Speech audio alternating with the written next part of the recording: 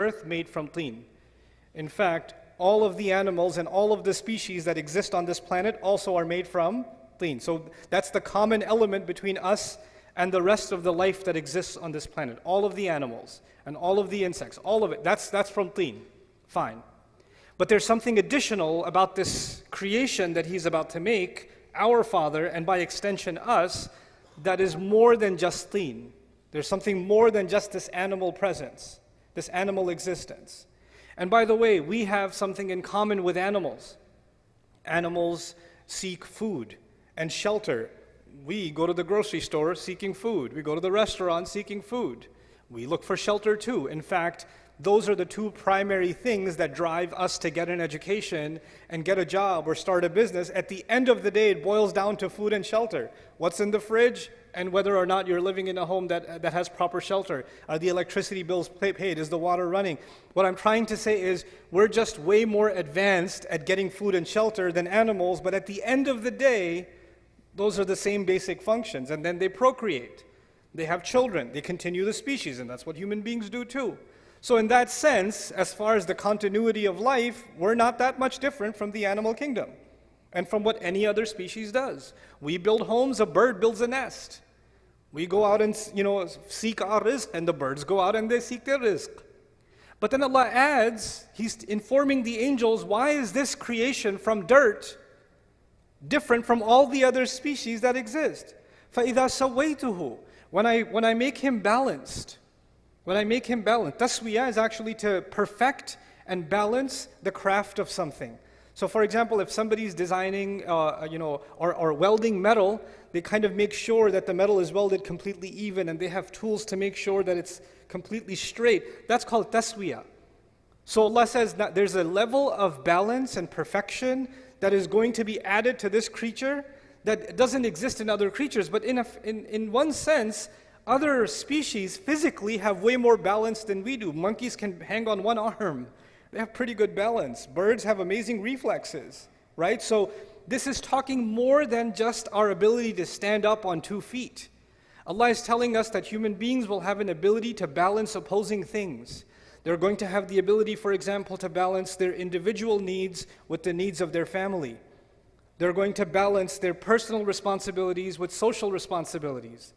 They're going to balance their rights and their responsibilities. They're going to balance our entire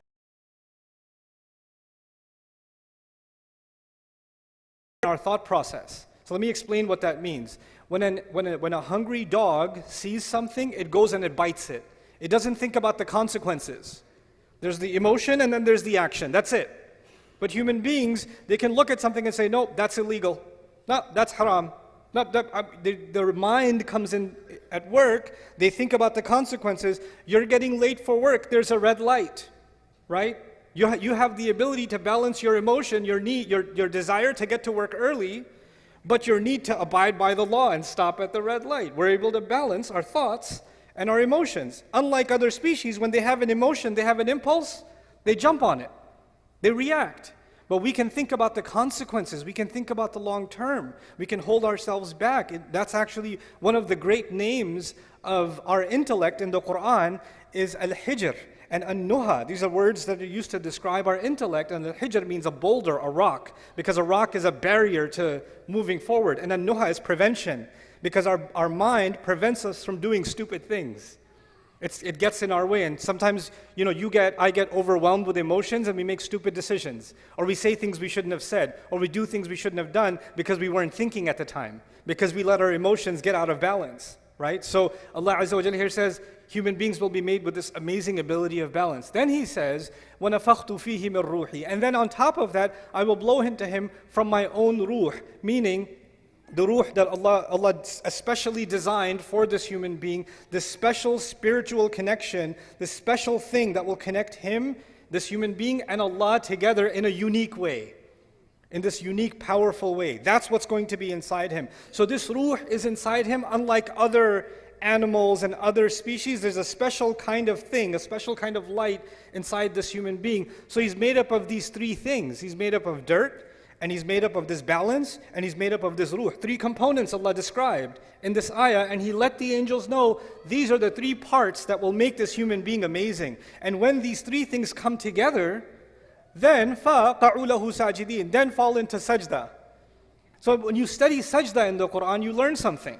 If you just scan the entire Quran and look at where Allah talks about sajda.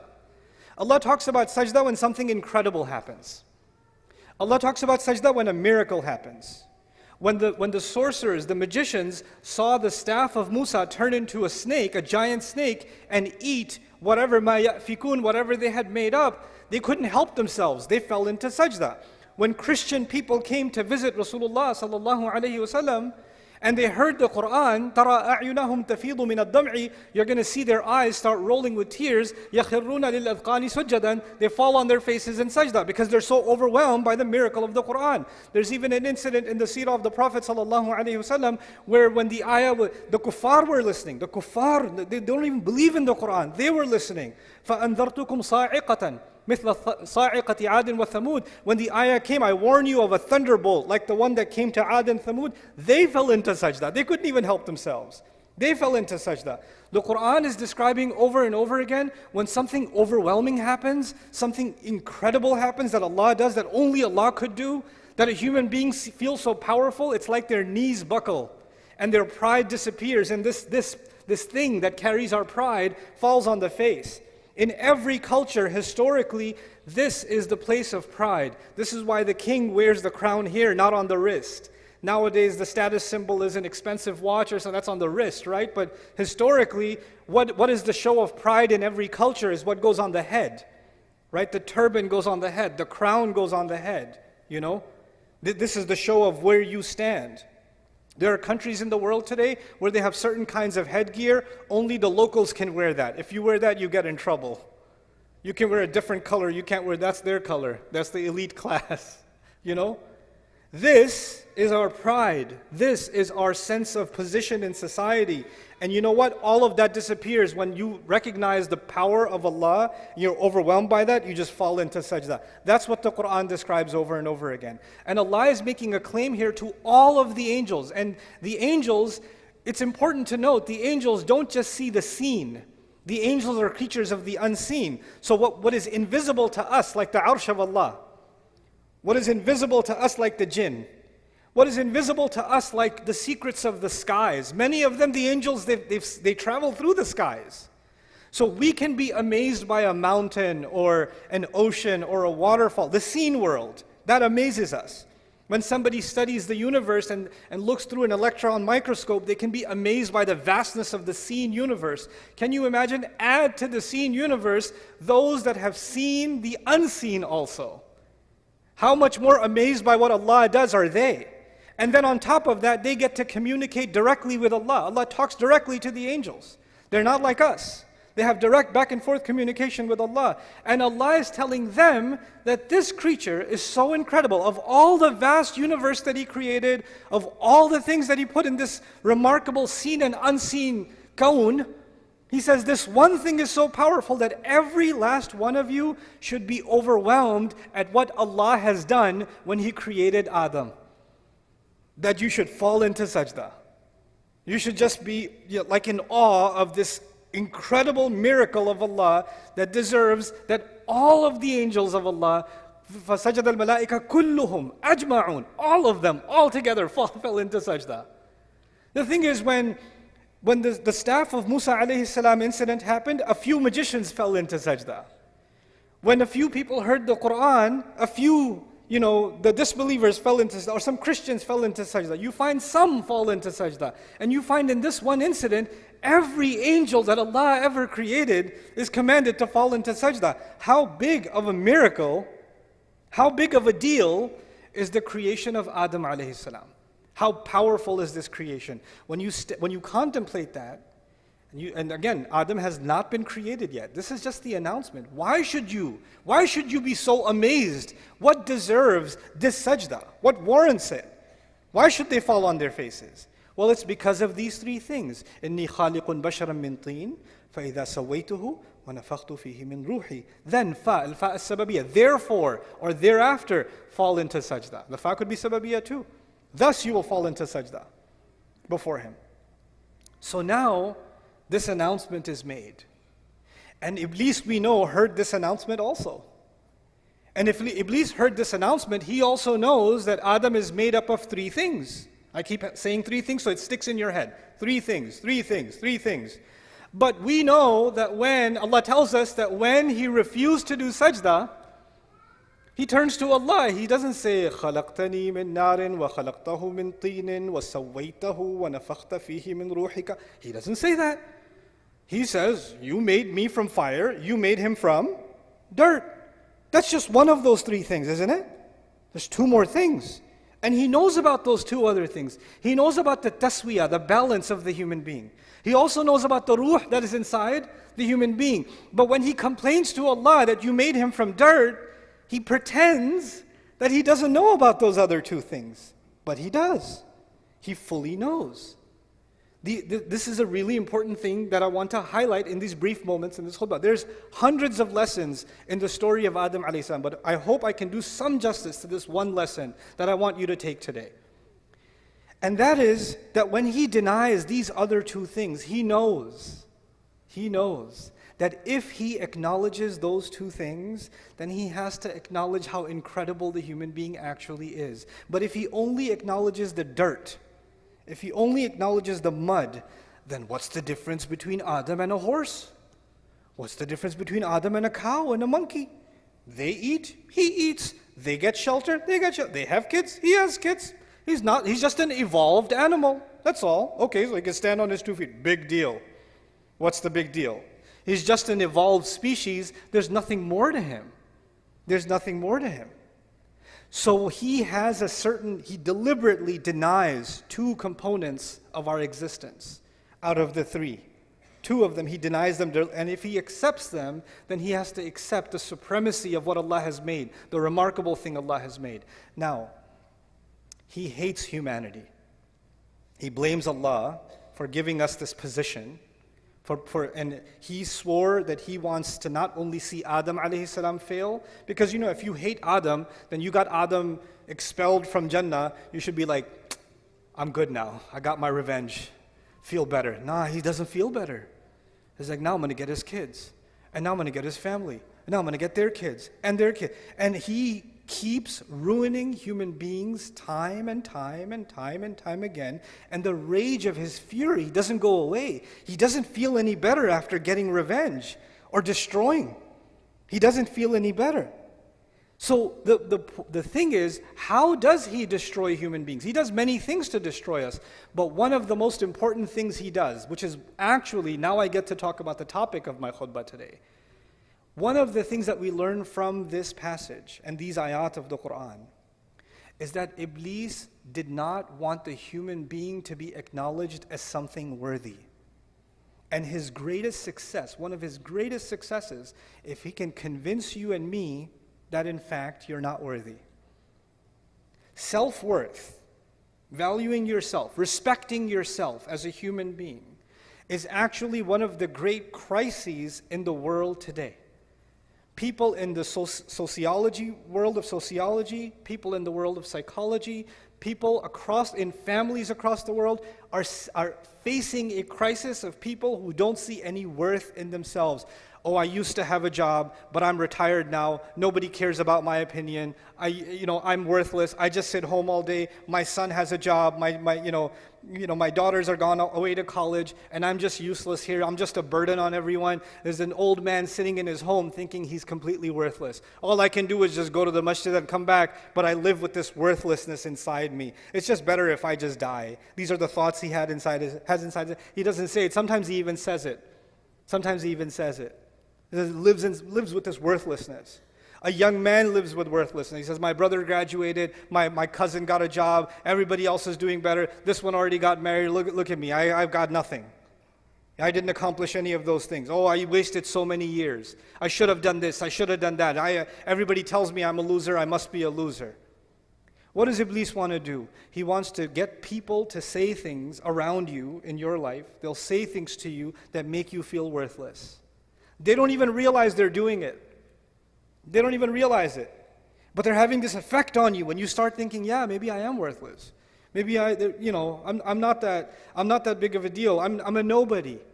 I'm a nobody. And you know what that does? Once you develop low self-esteem, you don't value yourself, then you're always thinking the only way I will be valued is if somebody else values me.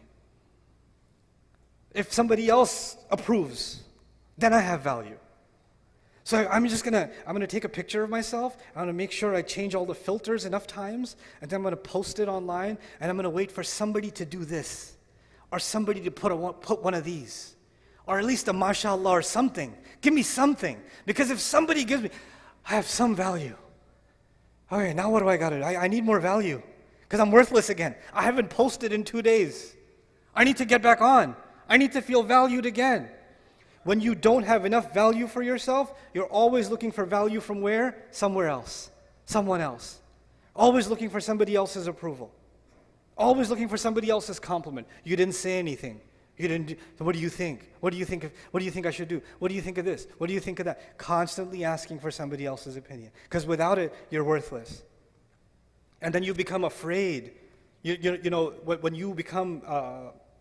When you have low self-esteem, then you can't deal with any of your rights. Like, people can walk all over you, they can humiliate you, and in your head you're like, yeah, I deserve it. I'm scum anyway. I mean, I deserve even worse. And what's even better is Iblis comes to those in your life sometimes and he says, hey, say this to him. Say, you know what? I know I treat you like a dog, but you deserve worse than that. So you should be happy that I even treat you this much. Okay? You're lucky to even get this much treatment. And you hear that enough times, and what happens? You start internalizing it. Because human beings, even if you reject something at first, if you hear it enough times, you start getting influenced by that. You start seeing yourself that way. You start developing a hatred not just for others, but also for yourself. And then this rage inside you is always like, my opinion doesn't matter. Everybody else's opinion matters.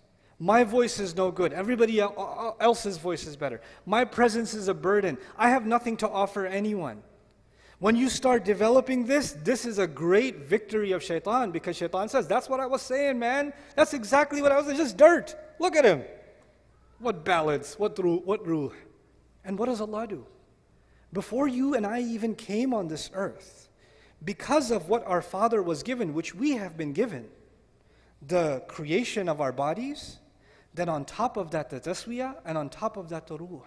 He gave us an honor above all of Allah's creation, and all of Allah's creation see us as a miracle of Allah, worthy of all the angels falling into sajda, in awe of what Allah has done, in amazement at what Allah has done. So now the angels in the heavens are impressed with you, and you're not impressed with yourself. You think you're worthless. Allah says in the Quran, وَلَقَدْ كَرَّمْنَا بَنِي آدَمَ. We honored the children of Adam. We honored the children of Adam. You know what this ayah teaches me? It teaches me I don't have to look for validation from anybody else. I can look for, did I do a good job or not? I should check.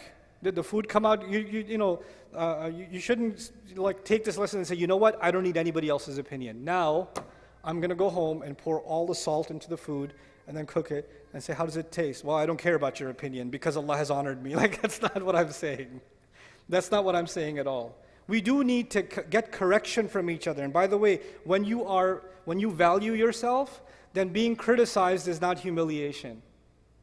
When you truly honor yourself, when you truly realize your worthiness, then you realize that if someone is criticizing me and saying, hey, you said this incorrectly, or you need to improve this, or this could be better, then they're doing me a favor to help me improve.